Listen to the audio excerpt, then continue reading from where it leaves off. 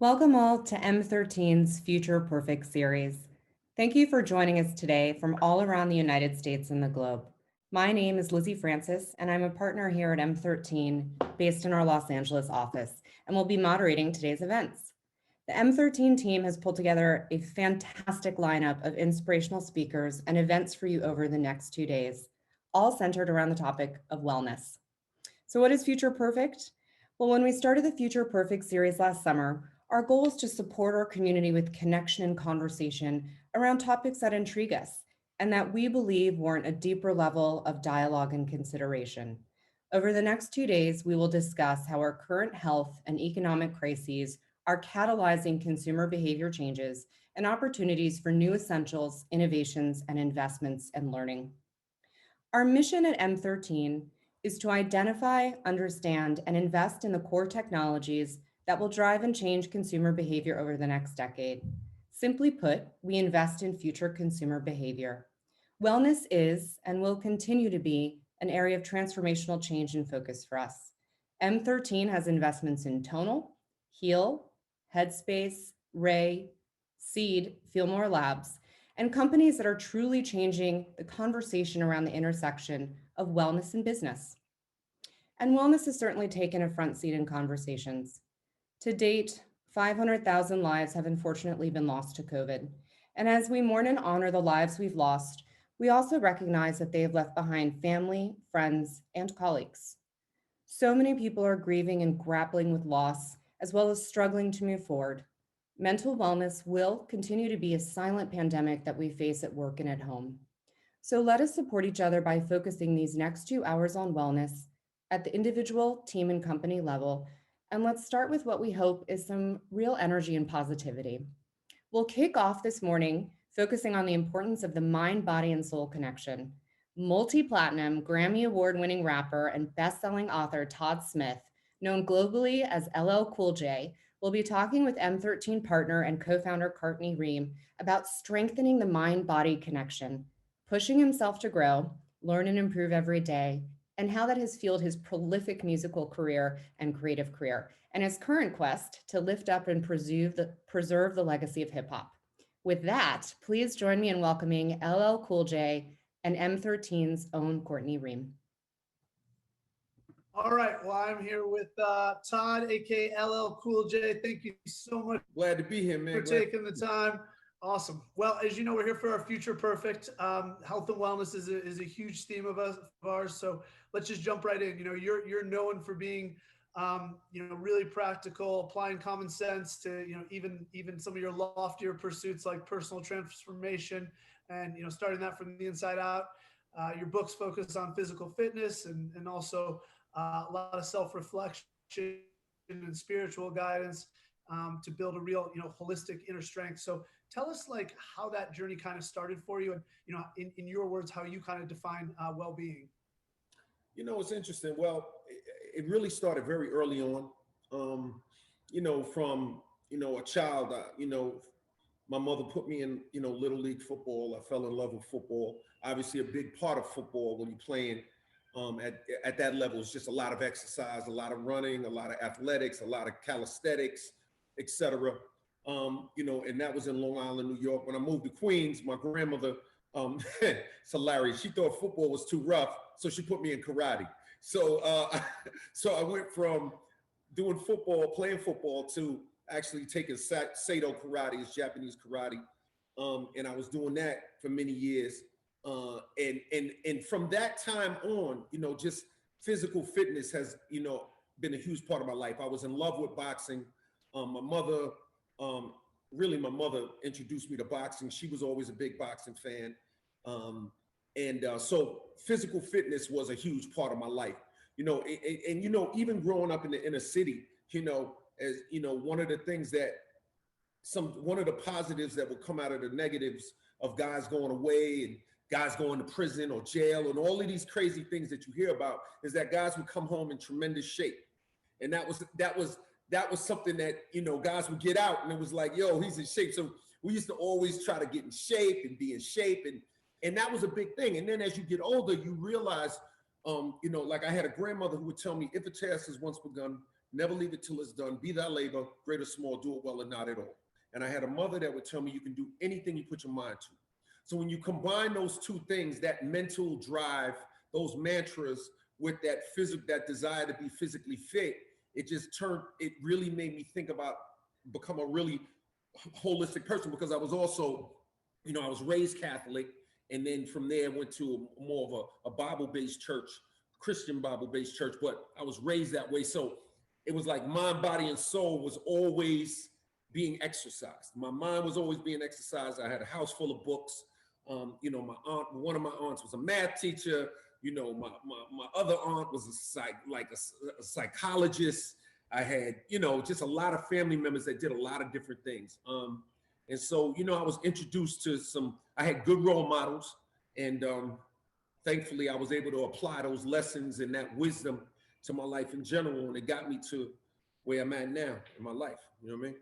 Yeah, I mean, it's incredible because you literally took the words out of my mouth for my next question, which was going to be, obviously you're in incredible shape still for any age, especially where you're at. And, you know, in all the roles you play, all your songs, your physicality is really evident. So I was literally going to ask how you think about taking care of your mental well-being, but you just kind of walked into that talking about the origins with your mom and kind of books and everything else. But I'd love if you just talk about kind of how you think about, you know, mental well-being and how you take care of it now, because it seems like, you know, people probably don't necessarily, if they don't really know you, they don't associate you with taking as much mental care as you do physical care. Oh yeah.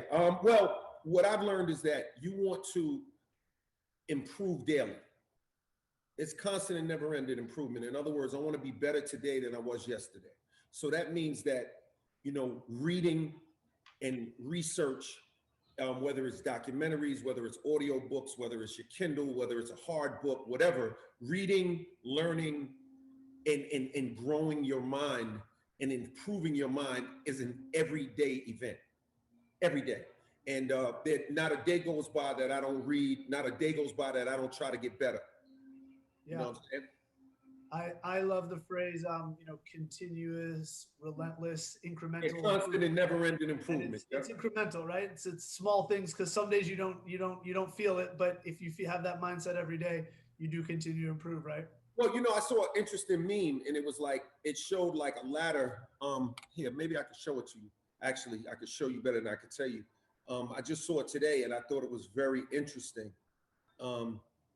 Yeah, here it is. And it says the importance of small steps.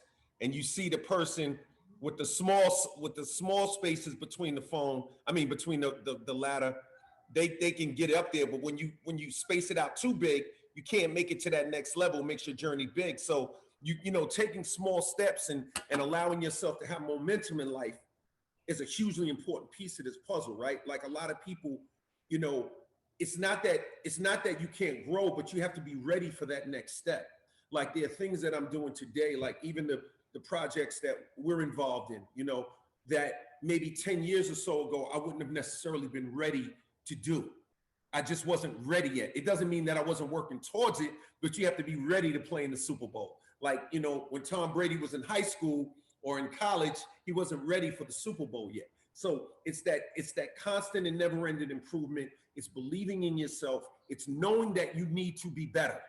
That's a very important piece, because a lot of people, you know, they think it's either a money thing, or they think it's some sort of you know, luck thing, or like some kind of born with talent thing. But it's a combination of many things. You have to want it, though. That's the key. Yeah.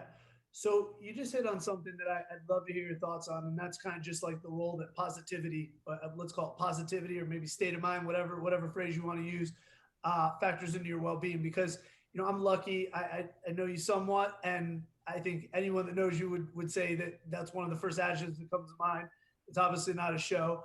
I consider myself a really positive person, but then I'm around people like Tony Robbins and you, and then I'm like, well, I'm a kind of positive person. But like, first of all, where did that positivity or state of mind, or whatever you call it, where did it come from, and how do you think that kind of plays into well-being?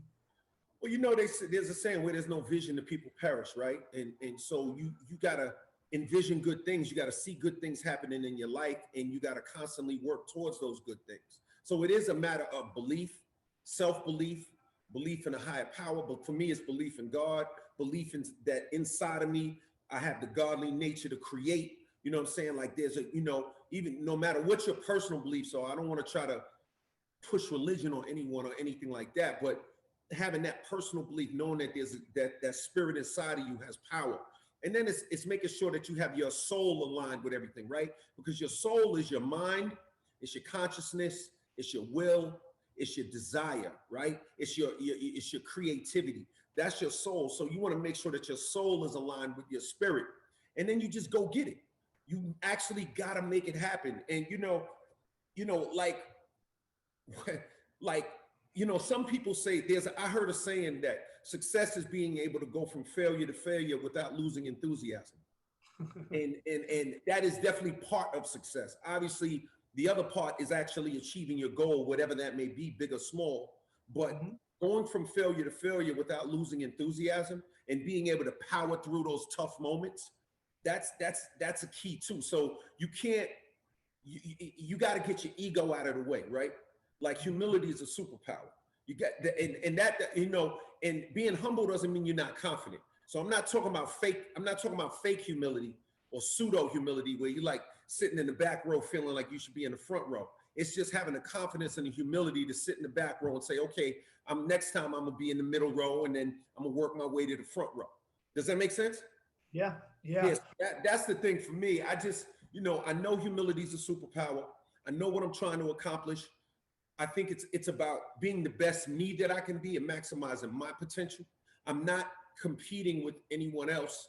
It's more about how can I make myself better and achieve my goals? You know what I'm saying? Yeah. And so on the goals part, I'm really curious, because there's different thought processes on goals, right? Like, I used to set goals. Now I kind of think more about frameworks and swim lanes. And if I do all those things, why have a goal? Because maybe I can just, stay in that lane and head in a direction. What's your thought on that, especially as it relates to kind of your mental wellness and well-being? Do you set goals, or do you have a different way that you kind of architect it in your mind? Well, I set goals, but I don't do New Year's resolutions. So I can understand what you're saying. I mean, if you have swim lanes, obviously you have an ultimate objective. So no matter how you slice it, whether you look at it as a strategic objective and you just kind of stay in that zone and you just think about improvement all the time, that's one way to do it. But yes, I do set goals, but I've been consistently working towards my goals for years. So it's kind of like, I guess it's a hybrid between what you just described, where you strategically you're always working towards your goal, right? It's constant and never an improvement. But I like to set new goals, achieve them. But my everyday habits are working and focusing on being the best that I can absolutely be, and never shortchanging myself. You know what I'm saying? That's my everyday habit. So yeah, I have to set goals, because if you're gonna have a company, if you're gonna make an album, if you're gonna, do a TV show, if you're gonna do, have a product, you gotta set goals, because there are goals just associated with different things that you're doing. But me as a human being, the ultimate goal is just to maximize my potential. So that's where I guess the swim lanes would come in. You know what I'm saying? Just maximizing my potential. But yeah, I set goals for sure. Yeah. And it sounds to me like you also kind of, like you set goals. Maybe I use the word North Star. You have these things you've been working for years, because they're you're there, your North Star. So 100%. They're definitely the North Star. Like, look, we all like, I really believe, honestly, that if you're not here to maximize your potential, then what are you here for? What's the point? Yeah. You know what I'm saying? Like, for real, like, and that potential can manifest itself in many ways, right? Because it's not just dollars and cents. I mean, everybody wants to have, some money and be able to do the things they want. I mean, a lot of people do, but there's more to life than even that, right? Like, just maximize your potential. Yeah. So switching gears a little bit, would love to know your thoughts. It's kind of more a macro question. What do you think is the role of music and culture in well-being? And if you want, even make it specific, like what's the role of hip hop in terms of culture, but as it relates to well-being? Well, I think, entertainment in general and hip hop and music specifically, um, it's just a way to help. Sometimes it's a way to help people escape. Mhm. Sometimes it's a way to um, educate. Sometimes it's a way to validate or liberate. I mean, there are many purposes that music can serve, right? It depends on the song, the artist, the moment, and what you're listening to and why. Um, there'll be a time, post COVID when people are dancing in the clubs and they'll just want to escape and connect with each other, right? And people are going to let loose in the craziest way, and it's going to be clubs are going to be packed. People are going to be so happy to be outside, and music's going to serve one purpose. Then there's a time when there's a lot of social strife and there's different things going on, and people want to have stuff that's dealing with that. So it's a combination. I think it's a combination of many things. But part of it is really, as an artist, all you want to do is create something that makes you feel good or makes you feel passionate, good, whatever that emotion is, and then present it to the world and let people, decide what they want to decide and feel how they want to feel. Does that make sense? Yeah, yeah, absolutely. And when you think of like, hip hop, because I know it's really important to you, you've talked about in other interviews that like, I'll call it the legacy, even though hip hop is obviously, thriving and ongoing and more a part of culture, but it's really important to you that it kind of is, an art form that's kind of remembered in the right way and kind of contextualized in the right way. So I assume that's part of what you're saying. Oh, well, that's a that's a whole nother part of it, right? Like that part of it is about just responsibility. Like that's where you go into Rock the Bells and why I started the company, just thinking about 300-400 years from now, getting the narrative right, lifting these artists up, giving artists that would have been marginalized by a system that is basically set up to reward whatever's hot at the moment, primarily, especially when you deal with artists who primarily come from the Black community. Like historically, a lot of these artists um, um, unfortunately have been like marginalized, and they've been treated like you're only as good as your last hit. And if you're not on the Billboard charts right now, today, you get like commoditized. And I think that that's like not correct, but it's not always about jumping up and down and stomping your feet and complaining. Sometimes it's about bootstrapping and actually doing something about it. Like if you have something that fires you up that you're passionate about, figure out how to do something about it. So that's why I started Rock the Bells, to give these guys and these women and these artists a platform so that they can grow and be successful and have the connections, and I could utilize all of the wisdom that I've acquired and the things that I'm still learning to help not only myself, but help the community. And I think that that's what, look, the American family's about, that's what the global family's about, right? Iron sharpens iron. And if I can lift up hip hop culture with something like Rock the Bells, that's only going to make it better for everybody else, because that's what makes the world better, when people are contributing and lifting each other up. You know what I'm saying? Yeah. And that's amazing because, I think a lot of people, if you say LL Cool J, people think of you as, kind of a brand in and of yourself, obviously a tour de force, whether that's acting, whether that's singing, but obviously you do a ton of collaboration, whether it's on the set of NCIS, whether it's music you're making, whether it's, something like Rock the Bells. So what do you, and I think everyone who's been around you says you're an incredible partner. What makes for a good collaboration, you think, or what do you look for in other people you partner with? I'm curious. Well, you got to have a common agenda, right? Like, the vision. People can have, obviously, their own personal agendas that ladder up to the collaborative agenda, right? To the team agenda. That's okay. But it's a directional thing. If one person's in a, in a taxi, one person's in an SUV, one person's in a helicopter, one's in a private jet, and one's walking, what's important is that we're all going in the same direction. All right. We can figure out speed, we can figure out levels and all of that, but it's a directional thing. So one, you want to be with people that want to go in the same direction. Two, you want to collaborate with people that know how to put the venture or the team first. Selfishness doesn't really work long term. You will have those outliers out there in the world who who can be successful while stabbing and conniving and cutting everything in sight. But ultimately, that's a self-destructive way of going to the next level. If you want to have sustainability, you know, sustainability being a big buzzword now, part of sustainability is actually understanding that teamwork makes the dream work, not taking little things personally and actually doing whatever you can, going out of your way to make your product, your venture, your team better, right? And bringing people in that have the right frame of mind, the right energy, that have that positive vibe, that really connect with you. And that's what I do. And I follow my intuition. I also look for excellence, right? I look for skill. I look for people that are really, really good, especially good at things that I'm not good at, because that's really important. Because part of a partnership and a real great collaborative partnership is having people that are good at different things.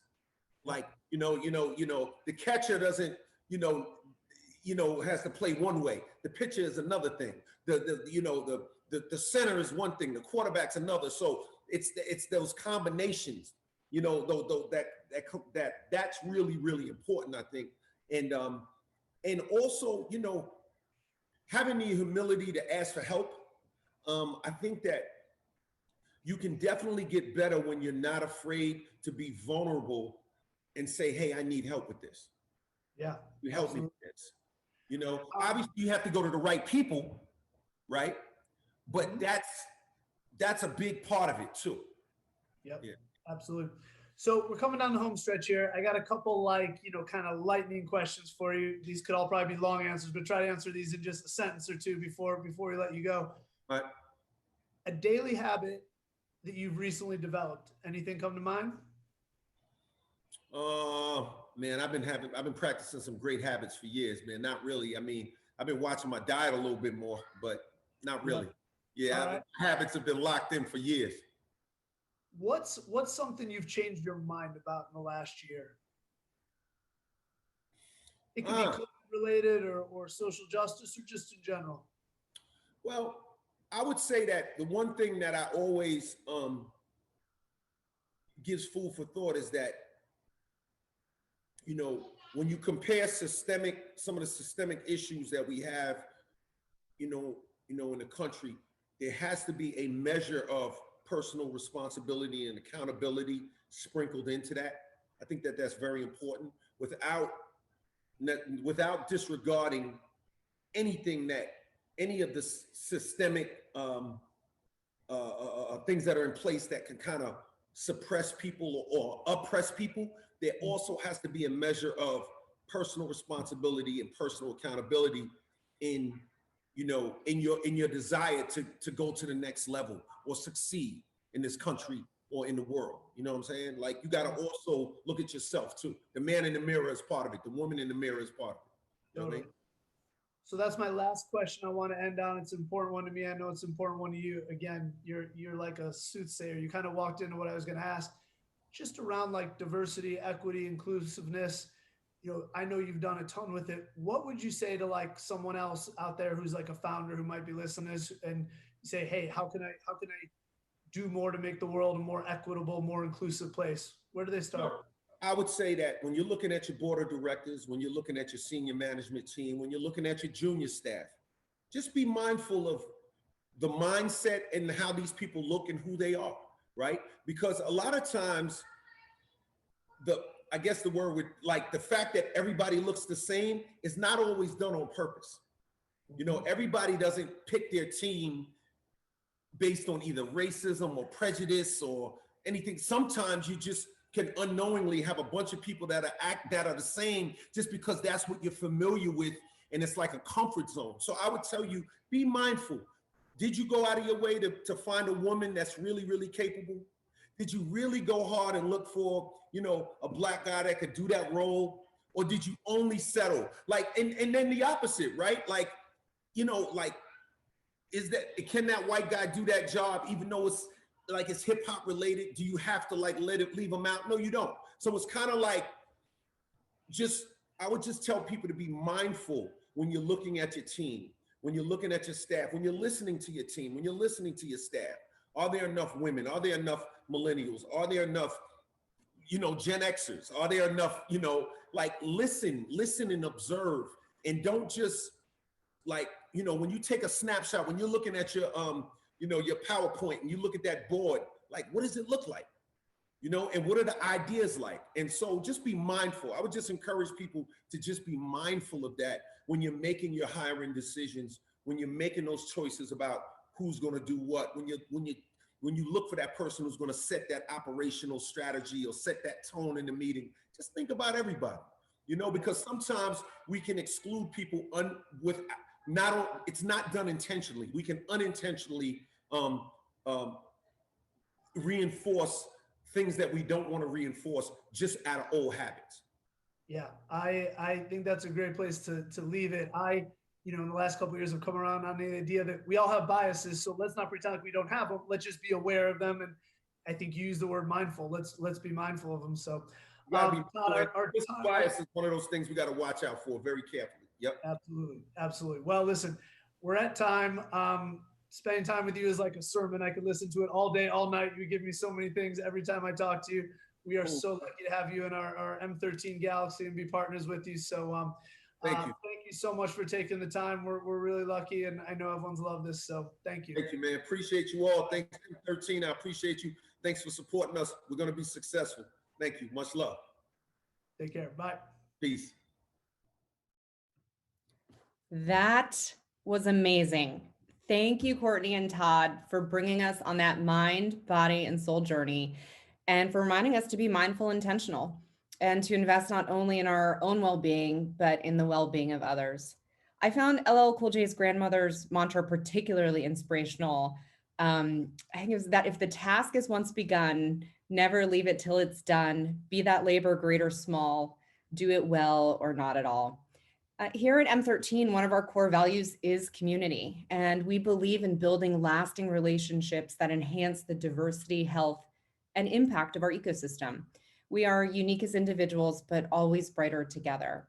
And we are true believers in continuous improvement and that teamwork makes the dream work, which is a good segue to our next conversation, exploring how to harness your EQ to build healthy teams and be good humans. Today's leaders must consider the physical safety of their teams, as well as their emotional resilience and mental well-being. This past year, the remote work environment has illuminated the need for leaders to over-index on EQ and overall team culture. And no one has been an advocate for this more than M13 partner and head of Venture Studio Launchpad, Anna Barber, who recently co-authored a study on founder EQ along with inspirational founder coach Robin Ward, highlighting the benefits of investing in EQ. Anna will lead a conversation about this, along with Darja Gutnick, the co-founder of Bench, a leadership intelligence startup that creates tools to help leaders build high-performance teams. Darja is an organizational psychologist by training. Welcome, Darja. Hi, glad to be here. Deborah Goldstein, a transformational coach and facilitator driven to create inclusive cultures of psychological safety and intentional productivity. Deborah, welcome. Thank you so much for having me. Thrilled to be here. And Spencer Rascoff, who has led and scaled innovative companies, including his time as the co-founder and CEO of Zillow for 15 years, co-founder and chairman of 75 and Sunny, the startup studio which has spun out Picasso and .LA, as well as being one of LA's most prolific angel investors. Welcome, Spencer. Thank you. Thanks for having me. A quick operational comment before we begin. Throughout the day, if time permits, we'll address questions live, but if we don't get to your question, we'll be in touch after today's event for sure. Again, welcome to all of our panelists and thank you, and I'll hand it over to Anna. Thanks, Lizzie. And I also was so inspired by LL Cool J's talk. And actually, I heard a ton of EQ from him, which is just a great lead off into this conversation. As many of you know, EQ is a topic I care deeply about. I'm a coach, and it's just, I've become really, I would say, a student of EQ. And it's partly because I didn't have so much of it when I was a founder. You know, that phrase, you teach what you need to learn yourself. So that's really how I got so interested in it. And I can't wait to hear from all of you today. So let's just start with the basics. And Darja, I'll start with you. What is EQ and how does it show up in a work setting?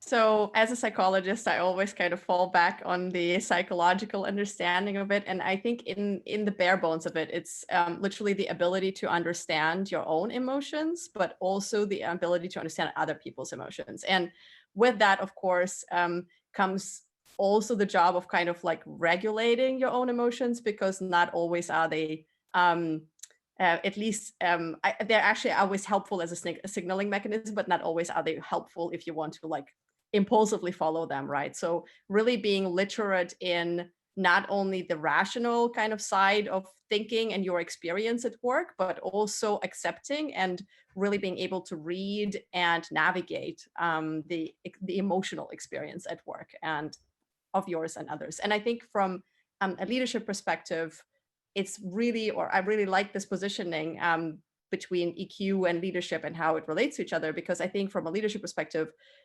one of the jobs as a leader is to actually make sure that you exert positive impact on yourself and others at work. And so in order to be able to do that, one actually needs to understand what's negative and positive in not only your own eyes, but also in the eyes of others. And Spencer, you've thought a lot about EQ and kind of how it shows up as work as a leader, right? So for you, like what is EQ and how does it show up at work? EQ is about your ability to communicate, and it is hard it doesn't come naturally to me, actually. I am pretty curt. I don't like small talk. I'm kind of like, get there faster is sort of like the way that's kind of my MO.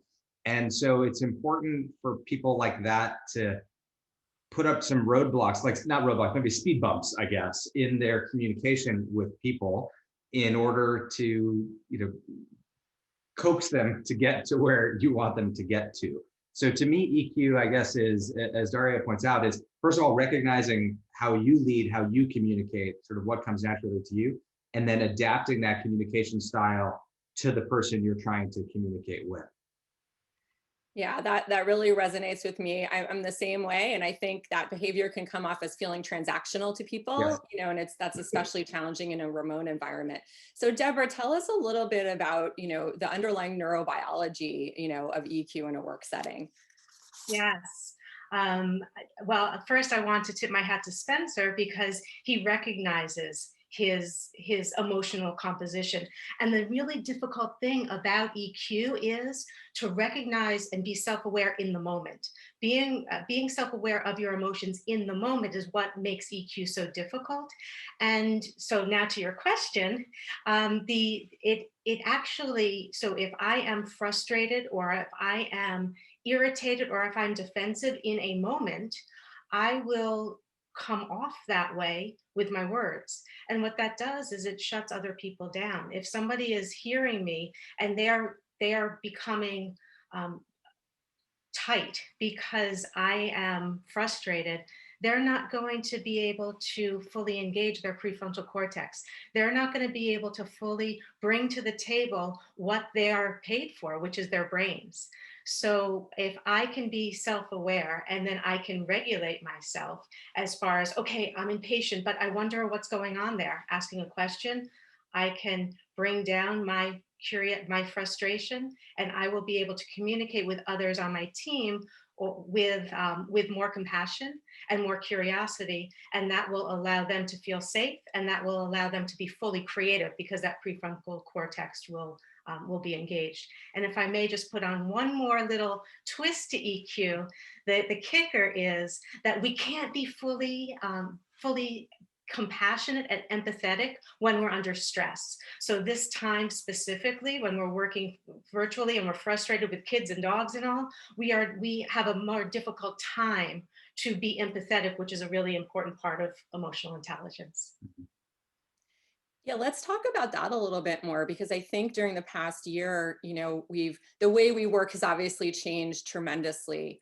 And the remote workplace has put additional pressure on teams and just changed the dynamic of communication. So what's happened in the last year, and how has that changed how we think about the importance of EQ, you know, in building effective teams?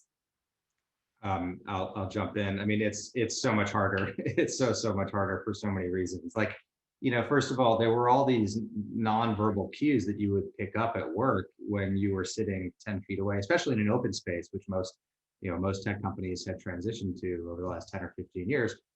You know, you could just sort of sense someone's having a bad day, they're stressed out, whatever. Therefore, you would subconsciously, you know, without even thinking about it, you would change the way you communicate to them, because you're just sort of picking up on what the general vibe is of how they're, you know, what their body language is and how they're carrying themselves. You can't do that now, or it's very difficult to do that now.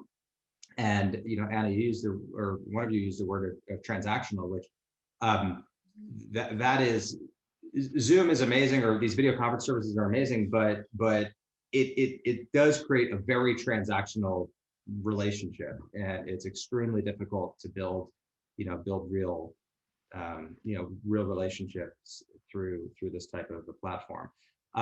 So the companies that I'm involved in are trying to overcome these things in a variety of ways. And some of them are kind of cheesy, you know, but I think they're pretty effective. It's the virtual happy hour, and it's the, let's start a meeting with a question, and, you know, let's everyone change your background to, you know, whatever, a picture of a place you've traveled to that you wish you could go back to someday, or everyone bring your dog to work and put them on a video screen. Like, these things are all, again, kind of cheesy, but they're also a way that we humanize one another in this very weird world where you're all living inside my, you know, you're all living in my computer screen, which is super weird. But you know, so I do think companies need to be creative about ways to try to build culture in this type of environment. Yeah, I mean, let's lean into the cheese, really. You know, let's just embrace the cheese. You know, I think it's a little easier when you have a pre-existing relationship and you've met people in person, right? So I've met you in person, Spencer and Lizzie, but some of my new coworkers, I just, you know, joined M13 less than 3 months ago. I've never met them. So all of their relationships are in these little boxes. Darja, why don't you pick up that thread? How can we embrace the cheese and, you know, build EQ remotely? So I fully agree with Spencer. I think all these things are hard. Like, being human on a screen is just like not a natural thing, and we all feel a bit awkward about this. And I think embracing the awkwardness is like where it starts from. But I think there is also something else that kind of sometimes doesn't actually get as much attention, and that is the ability to solve conflicts, which is the ultimate way how to actually strengthen relationships and how to build trust and how to overcome any type of distance or any type of kind of newness, so to say. It's like when you have your first conflict with a friend or with a partner or with a coworker is when you know where things are at, and you grow together through this. And this is particularly hard in remote environments because nobody has ever time to kind of like discuss opinions much, and there is not enough time because there's already 17 Zoom calls, and it's also just very difficult to express a different opinion specifically to someone that is kind of like superior to you in terms of hierarchy. So I think giving critical feedback to managers is really, really difficult and has drastically reduced since we went remote. And we also see this in our user base, as I think Lizzie mentioned in the beginning. We're building an AI leadership coach, which is factually an app that sits in the pocket of many future managers and current managers. And the neat thing is that we kind of can pick up a little bit of the pulse of what currently people are kind of trying to get to resolve in terms of challenges and leadership challenges. And what we see is that our top rated tip, which is a 2-minute session that you have with your AI coach in the mornings, the most positively rated tip of all times, like the bestseller basically on Bunch, is a tip about how to mine for conflicts and how to visualize success together. And sometimes I feel we spend a good amount of time thinking about how to kind of like come closer, but I think we need to also spend as much time actually understand how can we express and understand each other's perspectives, even if they're different, because that's what ultimately conflicts are, since that helps us to actually find common ground. Yeah. Let's put some numbers around like the importance of this, right? I think that we all know intuitively that EQ and good communication is important, but there is such rich data about the value of investing in EQ as a leader, and both as a, and both in building great teams. Deborah, do you want to touch on that a little bit? Well, I have used a quote or a survey finding forever now. I mean, from the last century, I think, about the importance of EQ, and it was research done by Harvard University, the Carnegie Foundation, and Stanford Research Institute. And it basically came back with the findings that technical skills account for less than 15% of one's value in obtaining, keeping, and advancing a job. More than 85% of the success is based on personal conduct and the ability to put others at ease. So it's interesting that no matter how you package it, it comes down to being able to manage yourself and manage others. And I find that since Darja mentioned conflict, it comes down to the words that we use, because words really create worlds. And we have the ability to choose words to change my neurochemistry and your neurochemistries in real time. And if we are able to use our words to downregulate the frustration, the anxiety, the fear, we will be able to connect, and perhaps when we go through that process, we won't arrive at conflict as often. Yeah. And just to give you an example of how things have changed on this issue, when Zillow went public in 2011, we had a whole section of the S1 about people and culture and how important being mission oriented is, and how we focus on our people first, and so on and so forth. No investors cared or asked about it at all. And we'd go quarter after quarter, and I'd always talk about how we won some Glassdoor people, best place to work, or employee engagement metrics showed this or that, and nobody cared until like 3 or 4 years ago. And I just put into the chat a blog post I wrote about this. Something happened like 3 or 4 years ago, and I think actually it was pretty closely related to Me Too, where a lot of these, because a lot of high profile companies like Uber and others sort of blew up culturally initially around Me Too issues, but then more generally around just being a bullying atmosphere and not being a place where people could bring their whole self to work. Shareholders, investors, Wall Street started caring. And now it's actually pretty common for investors to ask, how come the Glassdoor ratings on this, approval ratings of the CEO are not very good, or why does it look like employee engagement trends as measured by Qualtrics or whatever seem to be going down? And like people and culture now is front and center on the part of investors, not just VCs, but also public market investors, which is awesome. And to me, that that mainstreaming of the importance of people and culture is when you finally get hedge fund investors asking about it, then it's the last skeptics have finally been converted. That's right. And I think that change is incredibly slow with things like this until it's extremely fast, right? And now it just feels like everybody understands the urgency. And I actually think one of the silver linings of the last year is that it's really brought this issue front and center, about creating psychological safety for teams. And also, I think just bringing our own humanity to work, right? When we see people with their kids and their pets and sort of struggling to manage their daily lives while they do their jobs, it allows us to see them. It's one of the benefits of the little box, right? As opposed to the detriments, it allows us to see them as a whole person.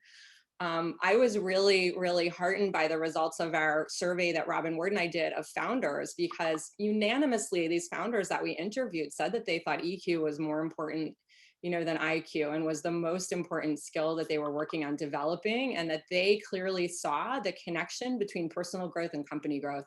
And it was something that they wanted to invest in. And the number of people going for coaching now and kind of just really leaning into that, I think, is really important. So, leaders have such an impact on their companies. We sometimes say at an early stage, Spencer, right, that the leaders and Darja, like the leader of the company, their personality kind of creates the culture of the company, right? So what can leaders do specifically as individuals in order to help shape the culture and help model like EQ for their teams? It's such a great Yeah. question, and I just wanted to double down on the survey results, because we've been and it's been an amazing study that Robin and you did. I really enjoyed reading the insights, and I think a few months before, like 2 months before or so, we were surveying our user base, and we were asking them a super simple question like, what do you think are the top 3 skills for a future of leadership? Like, what are you building on? And 55% actually said emotional intelligence, and it still is the #1 top skill chosen by the whole user base, which was for me super shocking, because I think working in the field of organizational psychology, obviously this is like an important thing. But I can remember a few years back when I just started out as a coach and working for different startups, I always was the only one kind of, trying to propagate, and maybe some of you can relate. It really wasn't a thing, and it was this like blind fight. So I think it's really interesting to see how not only on an organizational level and an economical level, like Spencer just pointed out, with important stakeholders, but even on an individual level, like a senior engineer or an engineer X at a company cares whether they are emotionally intelligent in the office. And I think we just have to let it sink in how different the world has become just in the last few months, and how much that was not the case before. I think on the terms of like how can you create a psychologically safe space, I'm super looking forward to the talk of Adam Grant, of course. So like really curious to hear more there. But I think what we saw Spencer do just now is a really great example. Always start with humility and basically things that you kind of struggle with, and role model that behavior of your own struggles and your own personal struggles, and go ahead with that, I think is an important part. But also just the ability to show emotion of any kind, even if it maybe is not a negative emotion, but just like being silly and funny and kind of showing a different side of you, I think is super important to make you approachable and tangible as a leader. I'm sure Deborah and Spencer have more. Yeah, so to me, modeling good EQ means changing the way you communicate based on, as I mentioned already, based on how the person wants to receive it. And so what we did effectively at Zillow with where we were in offices, it's harder to replicate remotely, we can come back to that, was we gave everybody an insights test, which is sort of like a Myers-Briggs type thing. And then there were these 4 color energies that showed which color energy you led with. I led with red energy. And the catchphrase for leading with red energy is be brief, be bright, be gone. So what that means is that's how I want people to communicate with me. If you want me to, do a conversation to prep for this panel, Anna, I want you to be brief, be bright, be gone when you communicate with me about what this panel is going to be about. But other people lead with yellow energy, which is, kind of the sunny, happy disposition. And, blue energy is cool, analytical, and kind of, level-headed, et cetera. So everyone has these different combinations. And what we did was we had these physical blocks that actually showed the rank order of these 4 energies, and you put them on your desk at work. And so, if I would come over to your desk, if you're an engineer, and I was going to come over to your desk to tell you that we were going to pull the plug on a project that you've been working on for 6 months, there was a physical, speed bump that would show me sitting on her desk or his desk it's yellow, red, green, blue. That's the order that that they communicate, they want to be communicated with. So I would change the way I explained whatever decision I was making to this person based on how they wanted to be communicated with. And so now in a remote environment, we need to come up with hacks to try to do that. So your question, Anna, was what can a leader do to teach EQ? I think it's model good behavior, which is change the way you're communicating based on the audience that you're communicating to and how you think they want to be communicated with. Mm-hmm. Yeah. I have 2 Post-its on my computer. One of them says slow down, which is my own personal speed bump. And the other one says stop talking, which will amuse some of you who know me. Deborah, what are your thoughts there? Actually, we got an interesting question, which I'd love to throw to you and just anyone, which is, we're all talking, we all love this topic. We lean into it, right? So we're all working on it. The question that came in from the audience was, what about organizations where the younger people may be thinking about and talking about these issues, or the more junior employees, but there's some senior execs that may have blind spots in this area and be more resistant to engaging? What can you do inside an organization to kind of manage up and to help people uncover their own blind spots and places where they may be making the organization challenging? That's a timely question. I just posted a blog post in Forbes about managing up, and it's a little scary to manage up at times, and it works when you can embrace curiosity and ask questions about why a leader is doing something as they're doing it. And I also feel that we lead from where we are, and to model something in a question, or taking a moment, taking a breath, and being able to share, oh, I needed to take a breath because I was a little thrown off right there, to be able to actually model that. Yes, some leaders are very set in their ways, but we never know what gets into their brains, especially when we act with curiosity. Others mirror that curiosity. I think when there's skepticism about this type of thing, when people view it as like HR gobbledygook, kind of like touchy-feely, smushy, whatever, it's a bit like the DEI skeptics, which is to say that the way to win them over is to kind of point to demonstrable business value. They're not bad people. They don't like actually want, they don't want to be mean to people, or they don't think diversity is inherently unimportant. They just, they're prioritizing other things, I guess. And so that's, in the case of DEI, I think it's pretty easy to point to lots of great examples where businesses achieve better outcomes qualitatively and quantitatively when you have a better diversity around the table. And in the case of the topic of EQ, I think you have to try to educate and convince people, sometimes by managing up, that you'll achieve better business outcomes if your employees are more engaged, and employees are more engaged when they feel properly motivated and properly communicated to. So it's basically make the business case for this HR, this quote unquote like HR thing, which is kind of abstract and is kind of a little squishy, like on the surface. But if you can make the business case, I think it again will win over skeptics. Yeah, I think that's right. We're about at time. Darja, did you have a final quick thought on that point you wanted to add? Yes, I was just wanting to bring in the inclusion part of this aspect as well, because there's so many interrelations between these things, like how emotionally intelligent you are as a leader and how much you reflect on your own journey immediately affects not only culture, but also really how included people feel. Kind of, we all know that hiring diverse is like one part of the game, but actually making people feel belong is a whole different game. So I think all the tips and hacks on how to be a more inclusive leader apply to emotional intelligence just as much. So making sure that in meetings, all people speak up, include people when preparing meetings by sending around, and I know this is tough in startups, like sending around the bullet points that you want to talk about ahead of time, because introverts have a more difficult time to actually jump on immediate impulsive meetings. And it's really the small things, but they really count. So yeah, also just making sure there is enough space for everyone to speak, and making sure that you asked everyone before you close down the meeting. Things like that really, really matter. Yeah, I think that's a theme here, is that the small things really matter. Thank you all for an amazing conversation and for being here today. This was really wonderful, and I could talk for much longer, but it's time for us to move on. So thanks all. Take care. Thank you so much. Take care.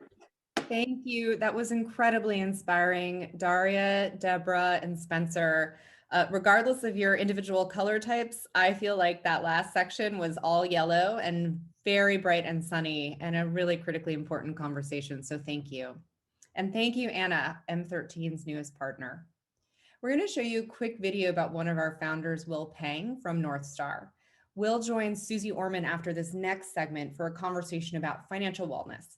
So to preview it, here's the story of Will and why he believes financial wellness should be an employee benefit.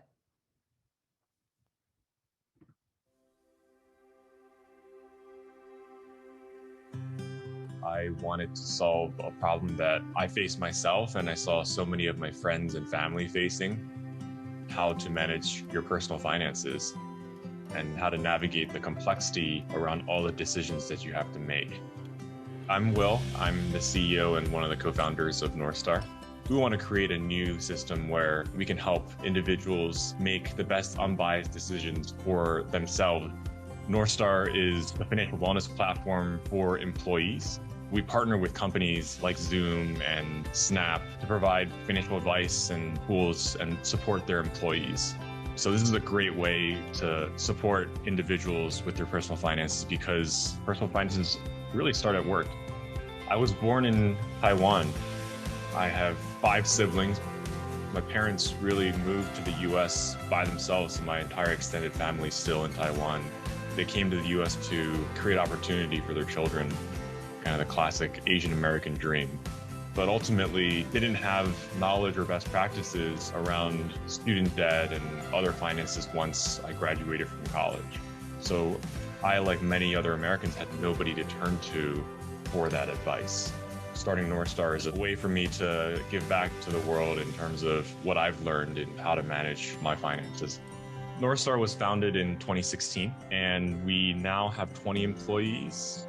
It hasn't been very long since we started working with M13, and the range of advice has been incredibly helpful, from strategic to tactical.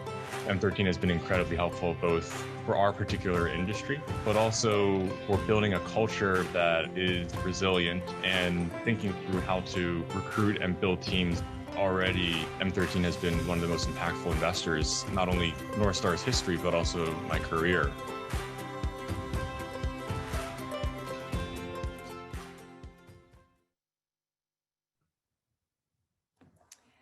Now we'll be exploring how to effectively use feedback to create a healthy and engaging company culture. M13 partner Matt Hoffman recently partnered with Life Labs Learning, the leading skill accelerator for innovative companies, on a series of human capital content, which is available on our m13.co website. Matt and Life Labs co-founder Tania will discuss how to give good feedback. So Deborah Goldstein's comment earlier that words can change neurochemistry in real time so we can better connect. We're going to actually have that happen real time today with Matt and Tania's help. So this is going to be interactive. To everyone watching, shake off the Zoom cone. And if you have examples of feedback you're planning to give to a coworker or colleague, maybe someone at home that you're not sure how to say, then feel free to share it in the chat below. Just to ensure it's anonymous, you can chat to panelists, not all, unless you feel like sharing with all. This is a safe space. And Matt and Tania are going to model feedback for us that's both good and bad. So again, it's interactive. If you want to plan, or if you're planning on giving feedback to a coworker, go ahead and drop it in there. And welcome, Tania and Matt. Thank you so much. I'm very excited to hear how creating a culture of productive feedback and coaching drives performance in a healthy and human way. So looking forward to this. Off to you. Thank you, Lizzie, for that intro. This is a very safe space, so we absolutely encourage people to participate with questions, comments, and of course, feedback. It would be weird if we didn't let you do that. So as Lizzie said, I'm Matt Hoffman. I'm a partner and I'm head of talent for M13. I'm thrilled to be here with my colleague Tania. Thank you everyone for joining you. As Lizzie said, today for this presentation, we're going to be focusing on organizational wellness. So for me, organizational wellness means creating a culture of sustained high performance, a culture where people can do their best work, and a culture where people can feel psychologically safe and psychologically strong doing that. And one of the best ways we know to drive healthy and high performing teams is by creating that culture around feedback. In my culture, in my role supporting our portfolio companies, one of the most common talent requests that I get is around hiring. And obviously that's super important to get great people in the organization. But companies also need to create a container for those people to consistently grow in conjunction with their own organizational journey. Rocket ship companies require their talent to scale at that pace with them. And great leaders, recognize that intuitively. Just earlier today, we saw LL Cool J talking about continuous improvement, talking about the mindset of always being better today than yesterday. And so as we go to the next slide, that's why learning how to give feedback skillfully is so important. It's the best way to know how people are doing today and where they're going tomorrow, where they're going in the future, so that they can continually improve that performance. You need that metric, you need that guidepost, you need that path to help you get better. It's all in the service of continuous improvement. It's all in the service of getting better. So what Tania and I are going to talk about for this session is what are the key aspects of building this high-performing, rapidly learning feedback culture. For us, that means giving feedback that is delivered in real time, focused on the specific areas of improvement, and most importantly, offered with positive intent. So we're going to go through some exercises, and we are lucky enough to have my friend Tania Luna, who is an expert on this, is going to be teaching us ways that we can build these things, really actionable skills. Tania, who's one of my favorite people in the world, is an organizational psychology researcher. She's an author. She is a well-known TED speaker, and most importantly, she is co-CEO of LifeLabs Learning. So what she's going to show us is some of the ways that LifeLabs work with companies and portfolios like M13 to help them get better at feedback. Thanks, Matt. I've been trying to work in an LL Cool J joke. What do you think if we change LifeLabs Learning to LL Learning? Too much? We should get feedback on that. Let's get feedback. Yes, feel free to type it into chat. So a tiny bit of background on LifeLabs Learning and myself. So as Matt mentioned, we do training. We train managers, execs, teams at over 1,000 amazing companies at this point. And one of my favorite things about what we get to do at LifeLabs is we don't just train people, we also get a chance to study them. So we base all the things that Matt and I will share with you today on this research on what makes exceptional feedback givers differently. And of course, building a feedback culture isn't just about the skill of giving feedback. Matt's going to talk about some of the other things that you can put into place as a leader to create a culture, but it really starts with modeling the skill of delivering feedback in a really brain-friendly way. So there's so much that we've learned from the research. Since we only have a little bit of time together, we're going to focus on the smallest changes that make the biggest impact. But first, we're going to start off with what definitely not to do. So let's get started with, we already received a few recommendations. This is kind of like improv style. We're gonna need a recommendation of the kind of feedback that would be tricky to deliver. And if you haven't already, please type in some suggestions into chat, and then Matt's gonna show you what definitely not to do. So I see a Just couple. for the record, this is totally live and unrehearsed. We've decided to record the international pop superstar, but Tania and I are going to do it completely live. So let's see how that goes. We've got this. All right, but the first part is easy because it's how to screw it up. Do a terrible, terrible job. We're going to learn by contrast. So I see a few have already come in. Matt, do you want to just pick a suggestion from the chat and go with a really horrible piece of feedback for me? So we've got a great suggestion from Tori, which is the first one showing up in my chat, which is we have a manager who is having conflict with another manager. Their delivery and the way they're navigating this is very defensive and argumentative. So I want to work on giving him feedback on how to better communicate with his colleague. That's a great one. We see that all the time, and that's a really tricky one to do because you don't want to feel like you're attacking the person, but you also want to make sure that they're getting the feedback that they need to collaborate and work better. Yeah, that's great. Thank you. Super important piece of feedback. Matt, can you show us how to butcher it? And everyone who's joining right now, since we just talked about emotional intelligence, I'd love to invite you to think about, how is this landing on your brain? How are you feeling in response to the feedback that Matt gives me? Yeah. So the way that we're going to do this is I'm going to be the manager who has to deliver the feedback. Tania is going to be the one receiving the feedback. We'll talk about how that works, and we'll go through some exercise about how to get it better. So the feedback that I want to give is the person is very difficult to work with and doesn't collaborate well. Tania, thank you for coming in. I appreciate you taking some time. I want to talk to you about something that I saw a few months ago and that I've noticed in a couple of different meetings.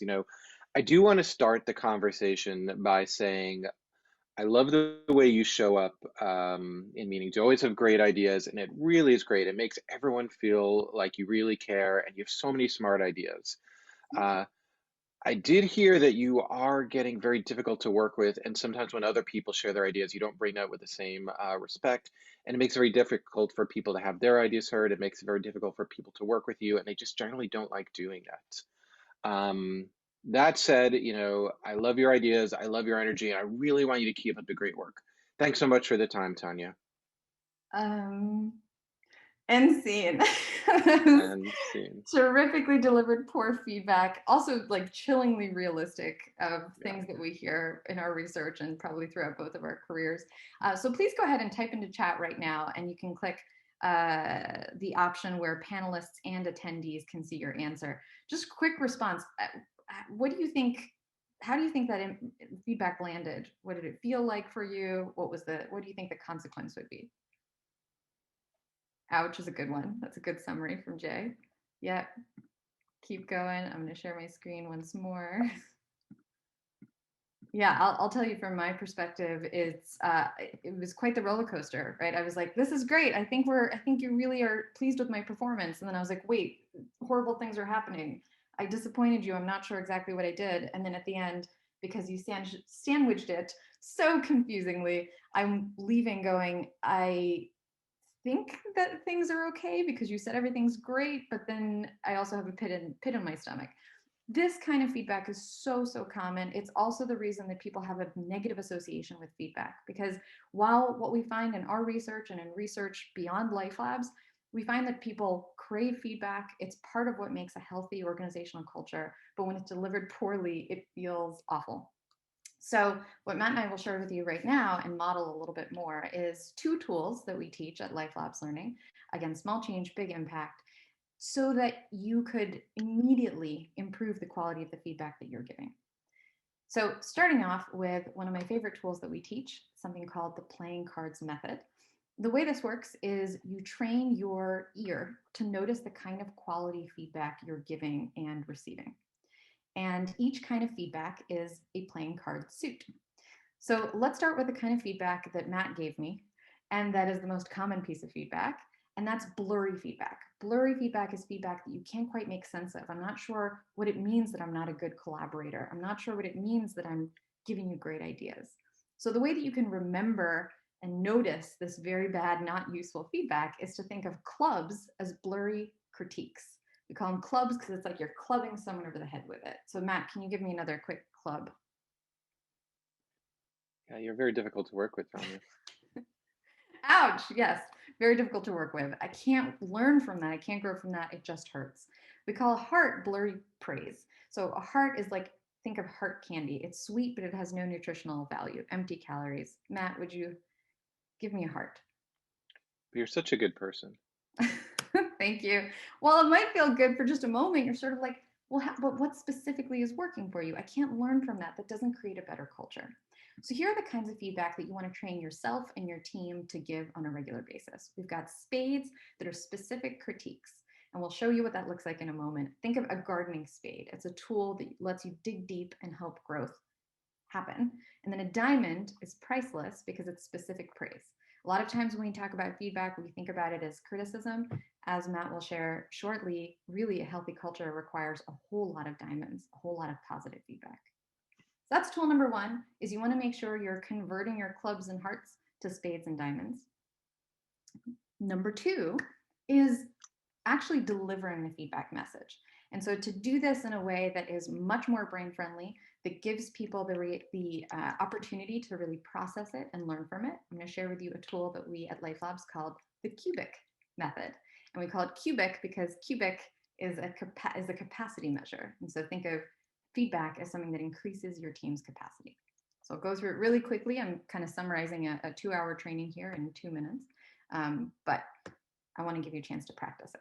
So you want to start your conversation with a question. A question is a way to prepare the person's brain for the conversation, to reduce the uncertainty, and to signal, hey, this isn't just me bombarding you with information. This is going to be a 2-way conversation. So a question, we like to think of it as a micro yes. Then you want to get to the behavior. What is the very specific blur word-free thing that you observed the person do, whether positive or negative? Do you want them to repeat it? Do you want them to diminish it? Whatever it is, you want it to be a very concrete, specific behavior, something a camera can see. And then Next, you want to explain the impact. Why does this matter? Really skillful feedback is about naming impact that this person is going to care about. Maybe it's impact on me. Maybe it's impact on our users. Maybe it's impact on the team. And then finally, and this part so many people forget, you want to end with the question. So you don't want to just say, hey, here's some feedback, goodbye. It's, how did that land on you? What do you think? What's your reaction? Earlier, Matt, I think we got a question about how do you give feedback when you're in the pandemic and recognizing that there's all this stuff going on and impacting performance? Was that the question someone emailed? Yeah, it's just, can I give people constructive developmental feedback while knowing that there's so many things going on outside of work? Yeah, and the short answer is yes, right? We still need to achieve great results. We still need to help people grow. We need to collaborate well. But the question allows you to sort of negotiate what's the person going to do with the feedback. Right? So I can give you feedback and go, well, how does that land on you? And maybe your response is, well, actually, I can't get that done because I'm still taking care of the kids at home, or I can't get that done because I'm exhausted. And then that kicks off an important, meaningful conversation. If I don't, it actually turns the feedback into a discussion, right? Yeah, Which is so important. Even in Anna's talk earlier, understanding where people are coming from and understanding our context, it makes the feedback much more real and much more broader and ability to kind of improve on it. Yeah, if we don't say it, you're not giving the person the opportunity to succeed. You're not giving your team an opportunity to succeed. So it's not about, hey, my feedback is right, now change. It's, hey, this is the start of a conversation. So cubic, question, behavior, impact, question. Here's one example. Matt, this is the moment of truth for that really confusing clubs and hearts feedback you gave me earlier. Let's focus just on the question of me as a communicator and collaborator. Can you get it done better? Tania, do you have a few minutes to chat? I wanted to grab you right after this meeting because I want to share some feedback that I noticed in real time, and I was hoping you have a few minutes to discuss it while it's still fresh. Check. One of the things that I noticed in the meeting is that every time someone brought up an idea, you were dismissive, you put down their ideas. It felt like you weren't interested in what other people are saying, and I noticed that you typically promoted your own perspective without really taking the time to listen or make other people feel appreciated.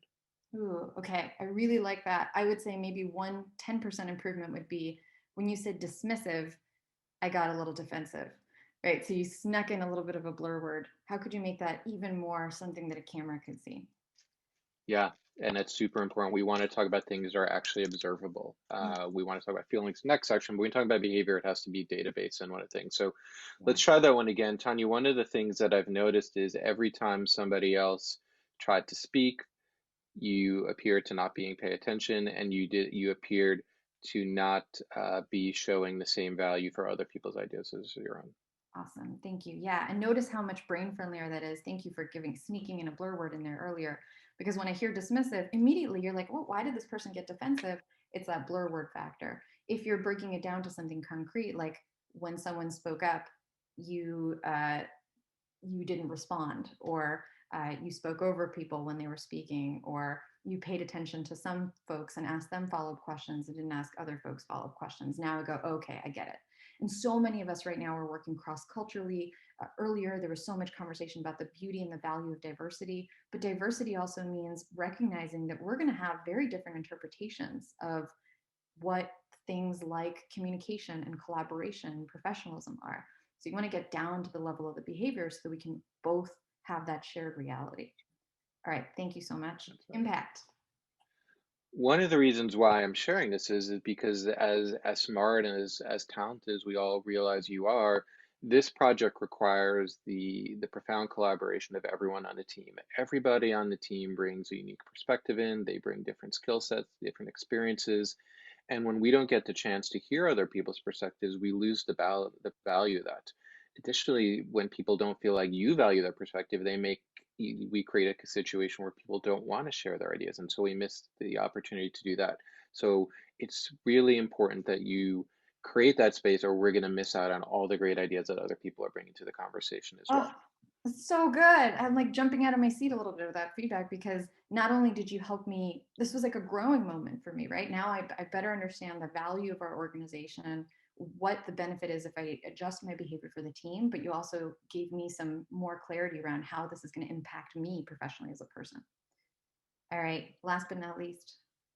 I wanted to check in and take the time to see how that landed with you. I wanted to offer you the opportunity to share any context to me and see if there's things that I can do to help you work on this and get better. Awesome. Yeah, beautiful. And now again, you're signaling, you're asking me for my perspective and you're signaling, we're going to figure this out together. Really great job, Matt. Are you sure that wasn't scripted?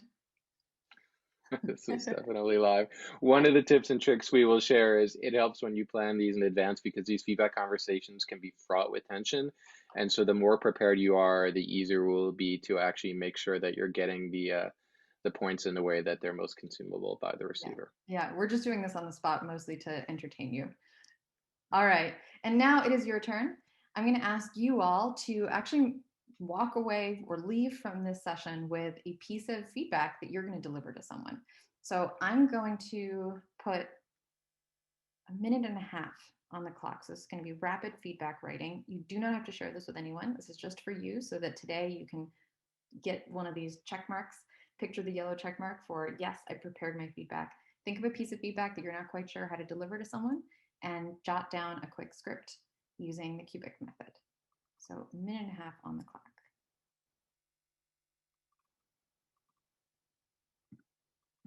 And meanwhile, we could take a look at the questions folks posted.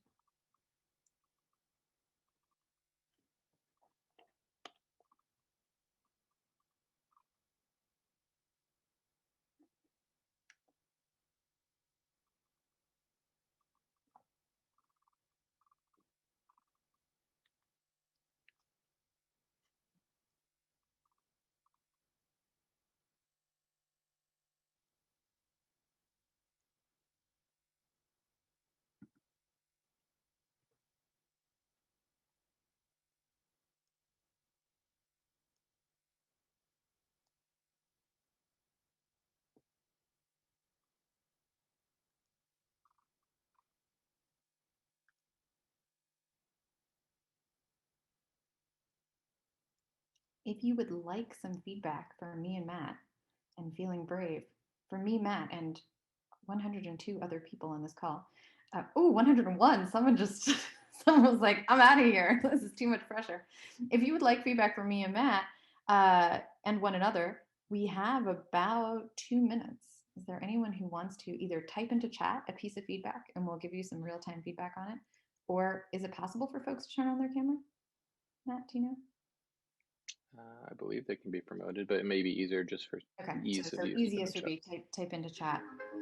So time's up. I'll give it just another like 20 seconds.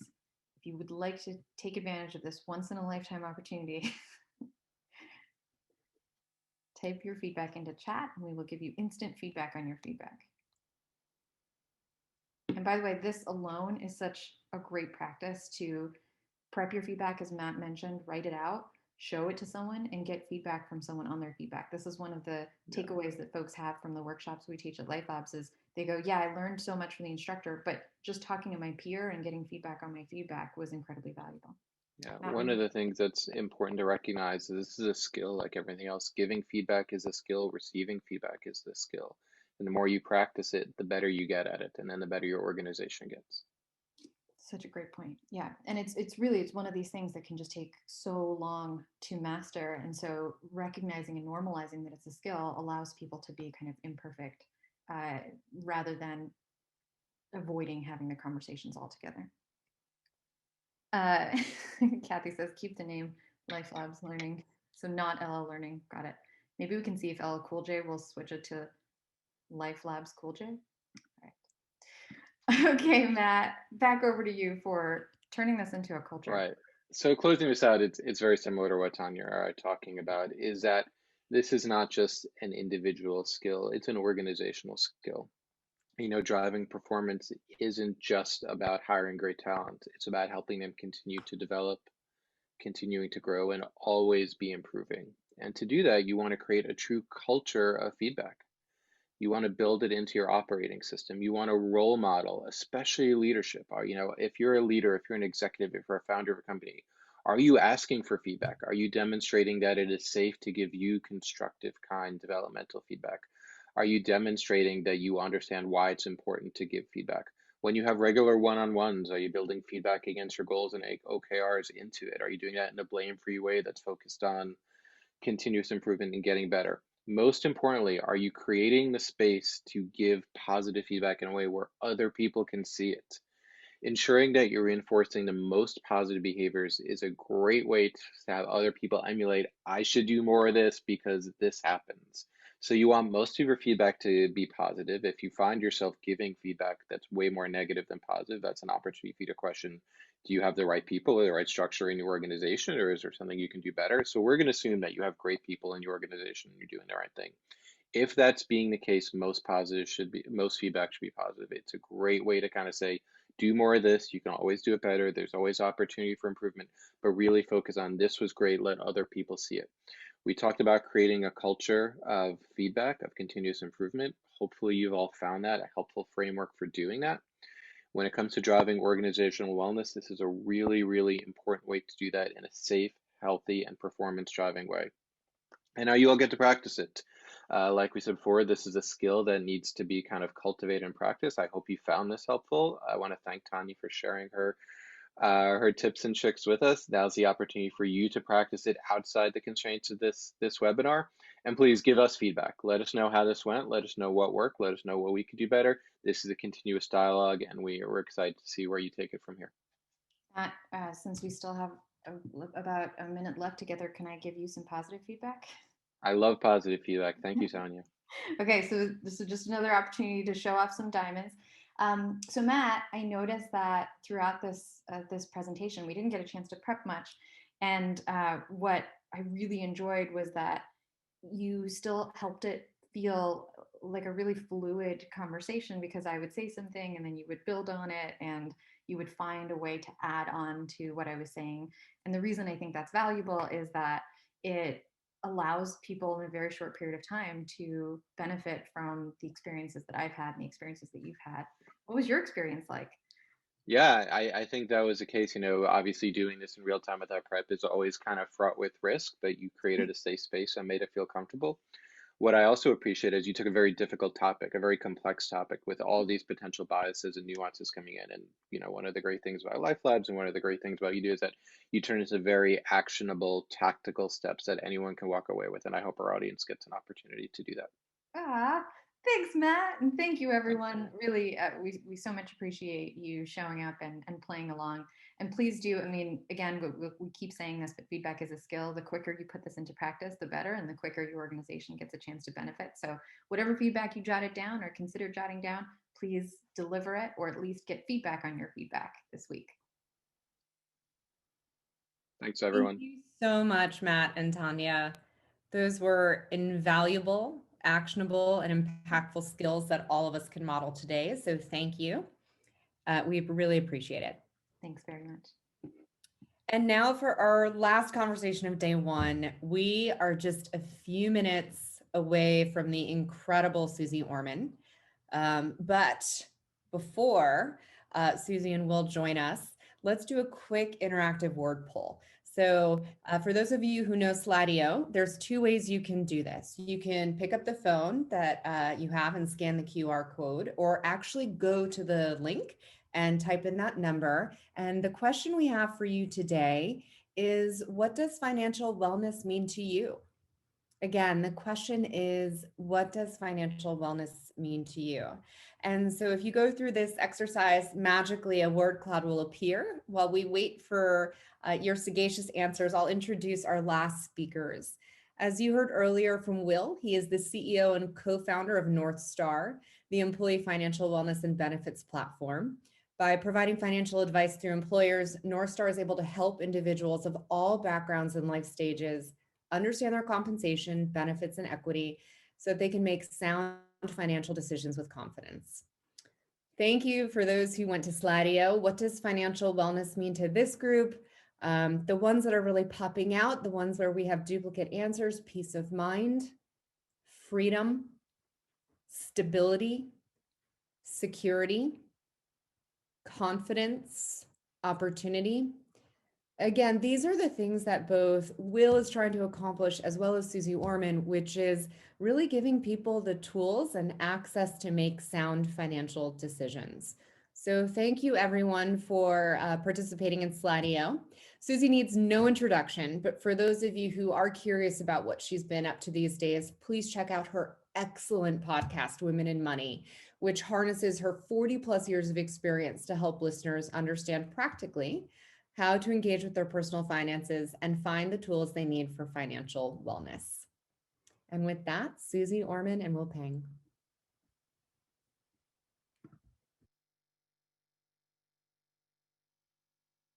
Well, Suze, it's an absolute honor to speak with you today. Believe it or not, when I graduated from college and first entered the workforce, I had read your book, the money book for the young, fabulous, and broke. And I wouldn't say I was fabulous, but I was definitely young and broke.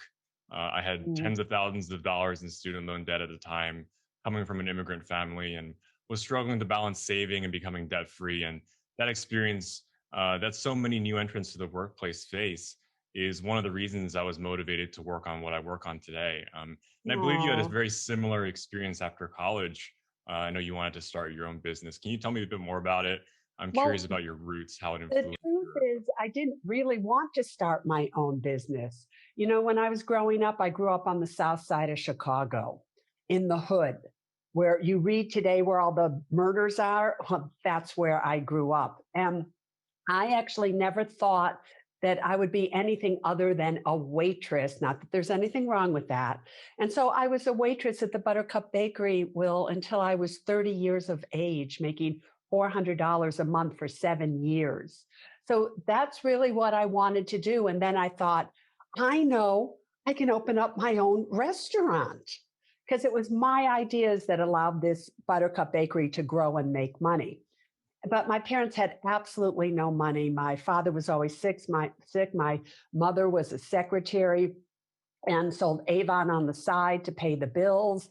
And so here we were. And to make a very long story short, the customers gave me $50,000 to open up my own restaurant and said to me that I should deposit it at Merrill Lynch in a money market account until I could do this restaurant.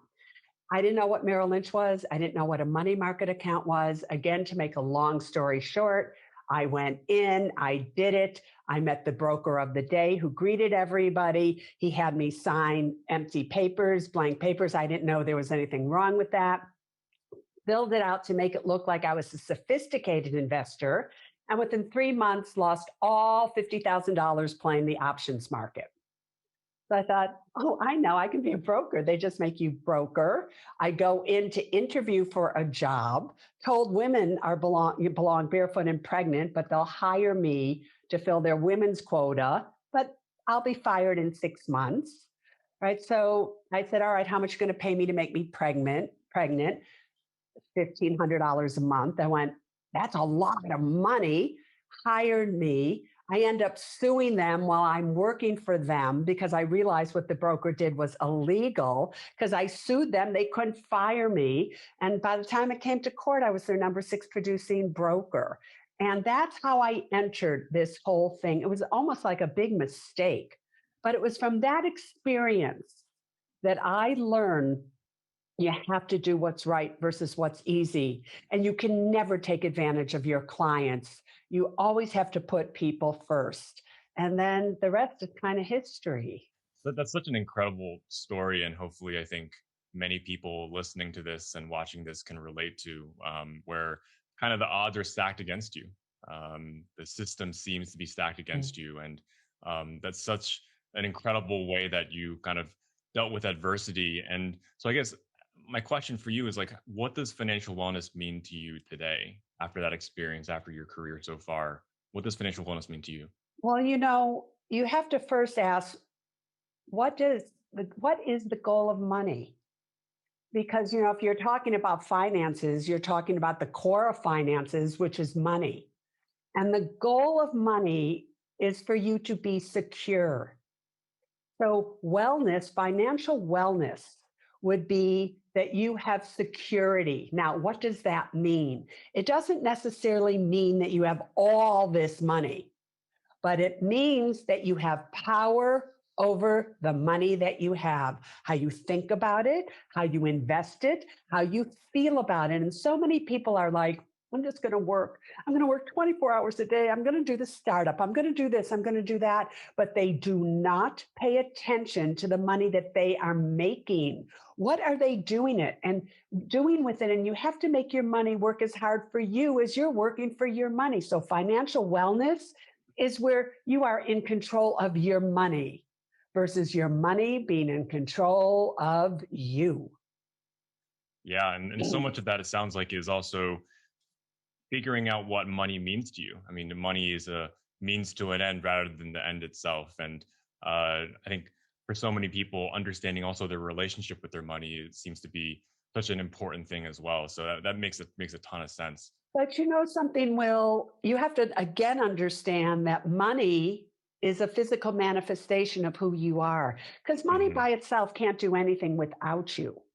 So if your money is a financial chaotic mess, that means you are a chaotic mess, because your self-worth equals your net worth. So you can't ever divide the two. You can't put your money over here and who you are over here. You are one. You have to have both of your feet in one boat going the same place. Your professional life, your personal life, your financial, all of it has to be one. Yeah. And especially with the events of the past year and still ongoing, I know a lot of people are struggling with their money, and so much of money is tied up in their mental health as well. And so what advice would you give people who are maybe facing challenging situations and it's so easy to kind of avoid it, right? But as you said, you don't want the money to control you. So what advice do you give to people when they're facing these situations, maybe very stressed out and very, very anxious? What advice would you give? You know, there are three internal obstacles to wealth: fear, shame, and anger. So let's talk about the biggest one right now that this last year created: fear. Everybody is afraid. You're not ashamed anymore not to have money or to be struggling, because everybody is having trouble and struggling with money. You know, anger, all right, you could be angry about what's happened, but, you know, it's just is what it is, and there's not a lot one can do about it. But fear, you're afraid. You don't know what to do, and there's only one way to conquer fear, and that is through action. Hey, you can't pay your bills, pick up the phone and let your lenders know. You can't do this, you can't do that. Just face it. I always say you have to face it to erase it. And when you're not opening your bills, you're not making those calls, you're just dwelling in fear, you're rendering yourself powerless. And when you are rendering yourself powerless, you are then repelling people, because, you know, power attracts people, powerlessness repels people. People control money. It's people that give you a pay raise, a job promotion, whatever it may be. So when you are powerless, you repel people. What makes you powerless? When you're afraid. So you repel people, you repel money. When you're powerful, you have faced everything, even if you don't have money, but you have power over that, then you attract people, and then you attract money. I want to switch gears a little bit, go back to my experiences and ask you a few questions about kind of my post-grad experience, where I graduated and there was nobody to tell me. My parents, like I said before, immigrant families, no guide for personal finances other than your book, honestly. And I got all these things from my employer. I mean, there's this health insurance, I have a retirement plan with a match, but I had $0 in my bank account. I was tens of thousands of dollars in student debt and just had no idea where to start. And so my initial reaction was to put my head in the sand like an ostrich and do nothing.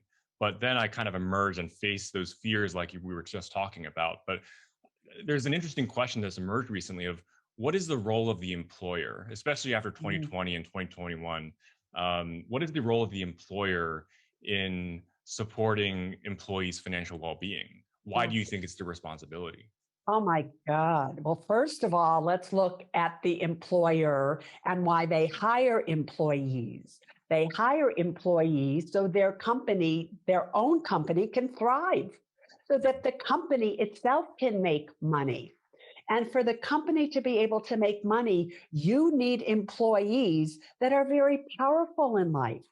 They're powerful with what's going on, because if they're sitting there at their desk, and when they used to go to a desk, but that's besides the point, and they're sitting there and they're thinking about, oh my God, I have credit card debt. I'm one paycheck really away from bankruptcy. I've taken all this money that the employer has paid me, and now I'm in trouble with it because I've given it to this person or I've done this. And now they're not in their bodies. They don't make a good employee. If they don't make a good employee, you're losing money, whether you know it or not, because they're representing you and your business. You know, there was a major company with 19,000 employees, Goldstein, and they hired me. And I gave one talk, and they had more people sign up for their health savings account, their Roth 401k plans, everything, than they did in 6 years of the human resource people giving talk. Why? Because they trusted me, because I had nothing to gain. So an employer always has to make sure that they're doing what's best for the employee, but they present it in such a way that the employee trusts the people that are telling them what to do, because it's very confusing, as you know, Will. You know, do you do an HSA or do you do a PPO? Do you do a Roth retirement account, or do you do a Roth 401k or a traditional 401k? Do you do deferred comp? Not. How much life insurance? What should you do? It's all so complicated. So what do the employees do? Joe or Jane ask their other friends that are there, and they all are making the exact same mistakes. So the employer has a responsibility of really bringing forth an unbiased outside person, really, who has nothing to gain by what they're telling the employees to do, which is why so many corporations bring me in, because I'll tell you, I don't like what your corporation is doing here. We need to change that. I tell them. And so the employer has a big responsibility for providing things to their employee that can help them, which is why one of the projects that I'm working on is an emergency savings account within an employer that would match the contribution. There's so many things that I feel like needs to be done within a corporation, which you're doing, Will, in your own right. Yeah, I couldn't agree more with everything that you said, both the availability of that advice, but also the unbiased advice, trusting somebody to tell them what's right for them, the advice that they would give their own loved ones, and hopefully try to avoid the same situation that happened to you when you first put that money in that brokerage account for options trading. You got that right. But also the need to have guidance, not just saying, hey, here's a big list of benefits and retirement accounts and pre-tax accounts, and expecting that people know how to do it. This isn't taught in our educational system today. So I think the employer is a very natural fit for this to happen. On the topic of the emergency funds, what is the role of an emergency fund? How should we be thinking about it? Because if you Google it, I mean, there's so much content out there about you need 3 months, you need 6 months, you need 9 months. What do you use it for? Where do you keep it? I mean, who should we listen to? How should we be thinking about it as part of our complete plan? Listen to me.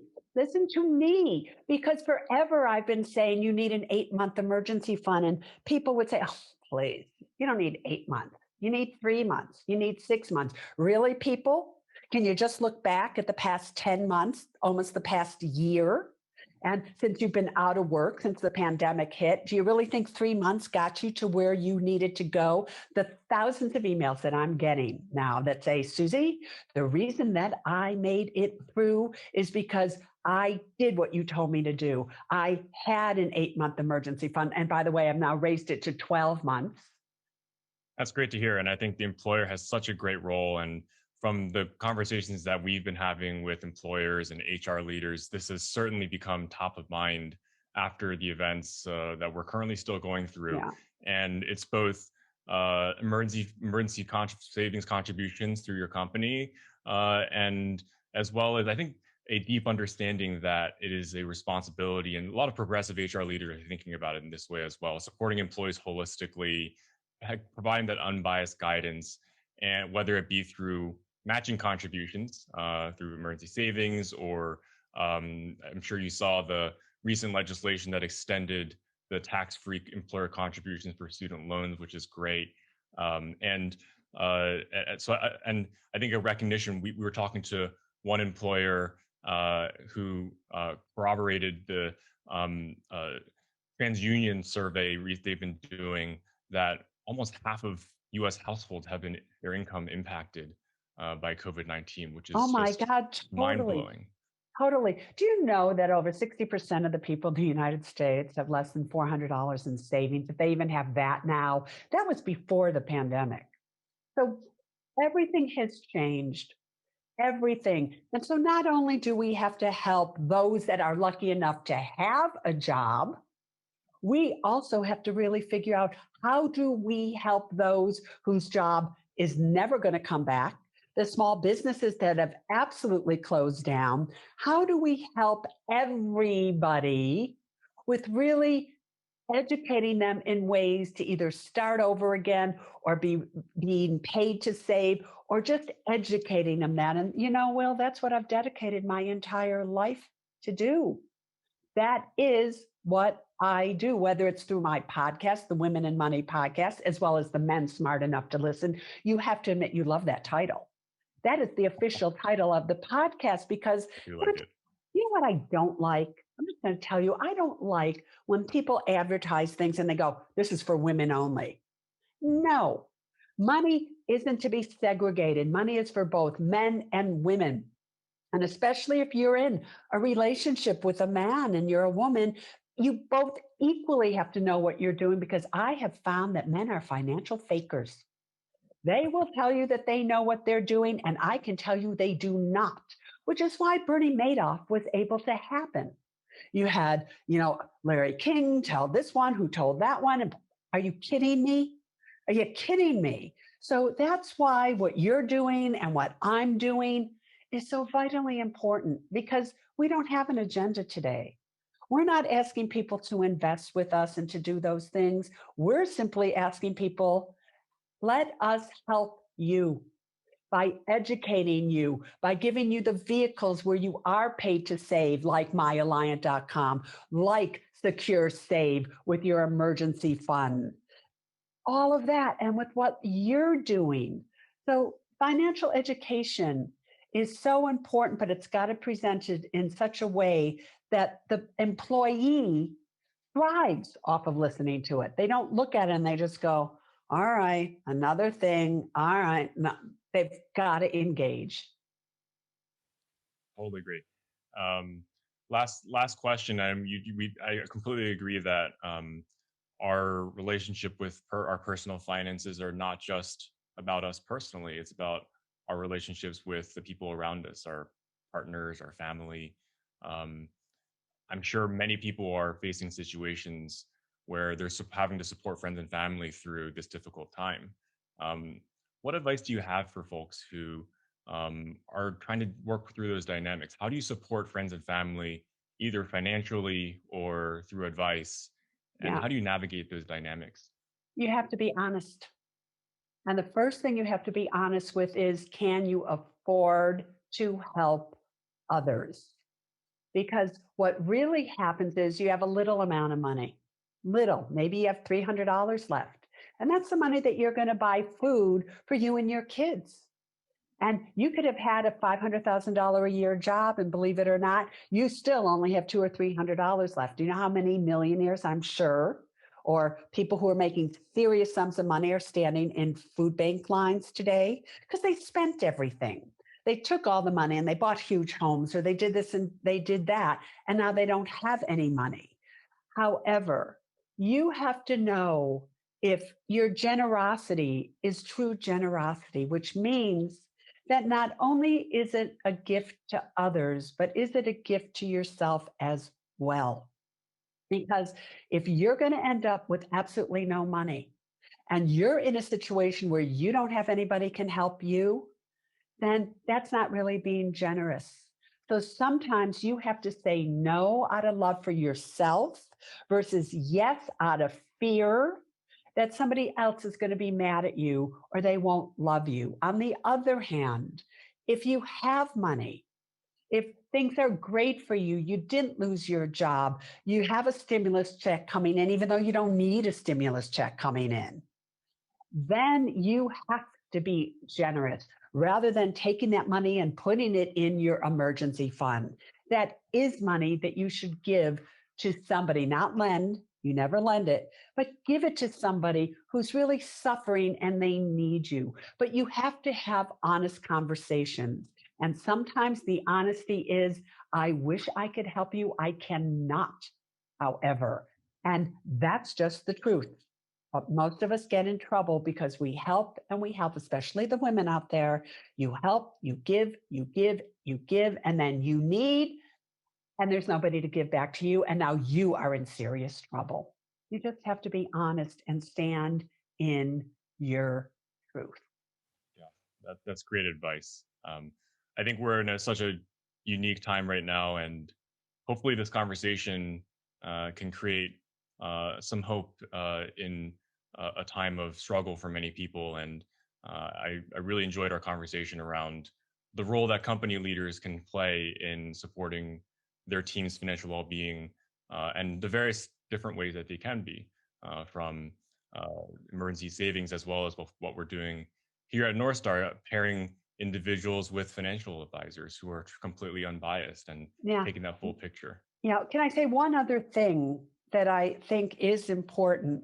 You know, many people, to no fault of their own, lost their jobs. And because they lost their jobs, they weren't able to pay their bills. Because they weren't able to pay their bills, their FICO scores totally went down the drain, even though I tried to get FICO to freeze their scores as of February of last year, but they didn't want to hear about it. Employers out there, you need to think about that. If somebody applies for a job and you see that in fact their FICO score is, or their credit reports are totally down because they're behind, they're in collections, can you just ask them why? Can you ask them what was their score or how was their credit a year or so ago, so that you could be a compassionate leader and understand the circumstances that some people got into because of no fault of their own. So this is a time that leaders need to evaluate other people's credentials and abilities, not just by what they're reading or what they're seeing, but digging just a little bit deeper and asking why.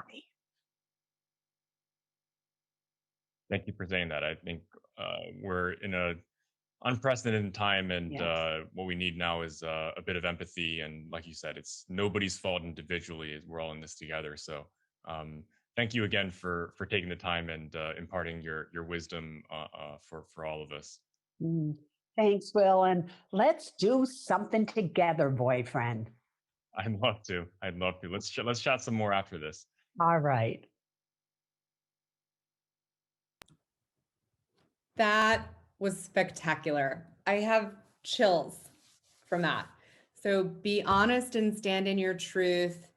And in business, always put people first. I mean, incredible. Thank you, Will and Suze, for that session and for leading the way in creating financial wellness for all. We are so thankful to all of our speakers, founders, investors, and to you for being here today and engaging in the kind of conversation and dialogue that makes us more thoughtful humans. Tomorrow, you can look forward to an exceptional day about healthy businesses, markets, and systems with Mindshare from the magnificent Arianna Huffington and inspirational Adam Grant, amongst others. So tune in tomorrow and share the M13 Future Perfect registration link with friends and colleagues whom you think would enjoy this. As always, we'd welcome your feedback as well. In the spirit of continuous improvement, here at M13, we will take your positive diamonds or honest spades in the pursuit of improvement. Also, we are launching a text-based program to share updates from our portfolio companies, including many that you heard from today and we'll hear from tomorrow. So sign up in the link if you'd like to join. Again, what are you going to get for this? Early access to products and features, beta testing opportunities, and much more. So it's just a text away. Please sign up. Thank you, and be well from the entire M13 team, and we will see you tomorrow.